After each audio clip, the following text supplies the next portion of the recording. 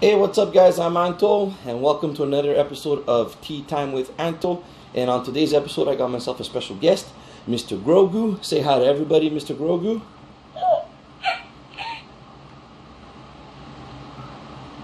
Oh yeah. Before starting, let's just appreciate the Packers win tonight. Go Pack, go. I also am a Jets fan, and that will never change. But I am also a huge Packers fan and a huge Aaron Rodgers fan. So he's one heck of a QB. But let's not get into politics, because if there's something we shouldn't speak about is politics. Especially when it comes to quarterbacks. You know, the best of all time. Alright, so in today's book, or today's tea time session, I want to speak about how to carry on from past events and move on to just move on in general, and cutting chains and growing forward, and how not to let negativity, past experiences affect positive future experiences. So I'll be reading a few passages from a book, which today I will not mention for various reasons, and a simple reason that I want to keep it a secret. Alright, so with that said, let's get comfy and let's get ready for a good read.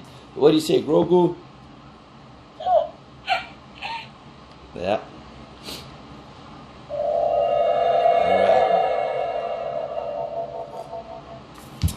Alright. I thought so too. Alright. So let's get cracking. So, the past will hold you back. I'm always fascinated by the concept of sliding door moments.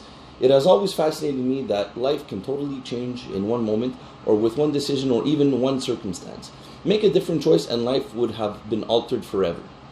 What comes with that is that there is an entire society of people out there who have made choices in their life that they regret. These moments of regret about the choices they have made often create chips on their shoulders. Everyone has them to some degree. Some people have many regrets, and they are suffocating future success and possibility.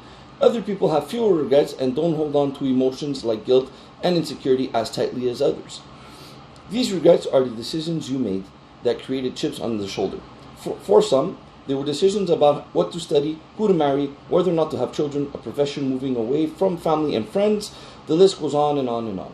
Many of those decisions, people will tell me, were the best things they ever did. Others will tell their story of moments, decisions, and circumstances with tremendous regret. Often, the choices are not ours to make. Everyone can tell you circumstances that were thrust upon them in millions of forms. They are the things you had no control over. They are the things that people said to you, or that people did to you.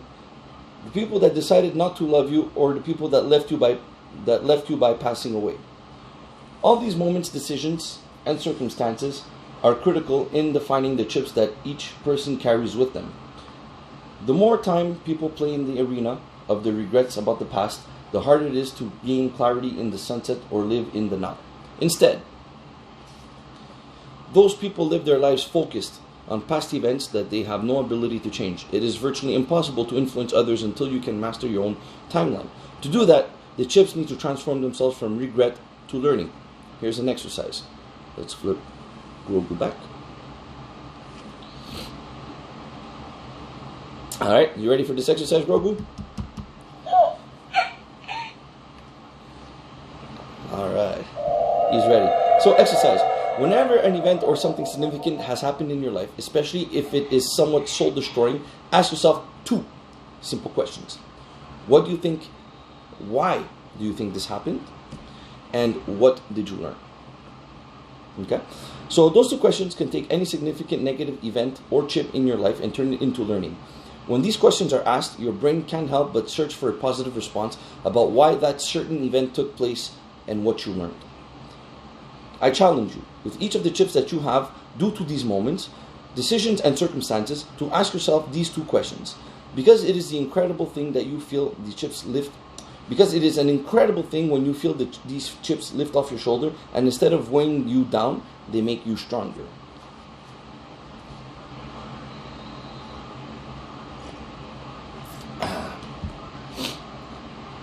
I have had the opportunity to meet so many amazing people. Every so often, I meet someone who possesses a quality that I like to think as a non-anxious presence. presence.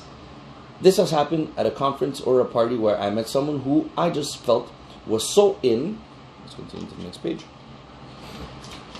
so in control of themselves that they were seemingly better than everyone else. They were truly present and completely comfortable in their own skin. They were just really good at being themselves. So, moral of this, things do not happen to you, things happen for you. And it's very important to always stay positive and always remain comfortable in your own skin and be always who you are. Don't ever try to be someone or something you're not. Also, one thing that I practice with myself, and I try, I don't want to say preach, but I encourage for people to, how can I say, for people to think to themselves and for people to apply this to their lives, is that when something does happen, instead of asking yourself why, woe is me, oh, and then basking in your self-misery, like this book just said, like, ask yourself, what did you learn from this, and why do you think this happened? A lot of times things happen to us because we put ourselves in those situations. For example, getting a speeding ticket. You can say, oh, that freaking cop, blah, blah, blah, blah. But in reality, you weren't following the rules, and what led to that speeding ticket? Maybe you were late for work, maybe you were in a rush to get somewhere, but all that is a ripple effect of what you did before getting into your car and getting a speeding ticket, whereas maybe you left 10 minutes later. What did you do? Did you sleep in 10 minutes more? Did you play around on your phone for 10 minutes more, So there's always reasons as to why something happened, and instead of being bitter and angry about it, it is always better to see it with a positive outlook and smile and say, well, why did this happen to me, and what can I do to better myself for it not to happen anymore? And when somebody does negative things to you, instead of getting all angry and offensive and all that stuff, just smile and and wonder, why is that person acting that way towards you? And at the same time, you are not responsible for the way that others treat you, but you are 100% responsible for the way that you react to the way that others treat you. So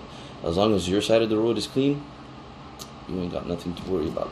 So guys, I'll keep this short and sweet. Reflect on that, think, meditate, stay positive, and thanks for tuning in. So if you guys did enjoy what you saw tonight, which is very short and to the point, you can always subscribe on my chubby face below.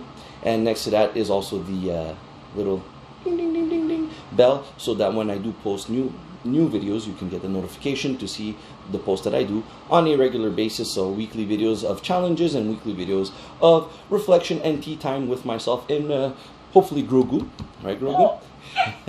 So thanks guys for watching, and remember, peace, love, and Naruto.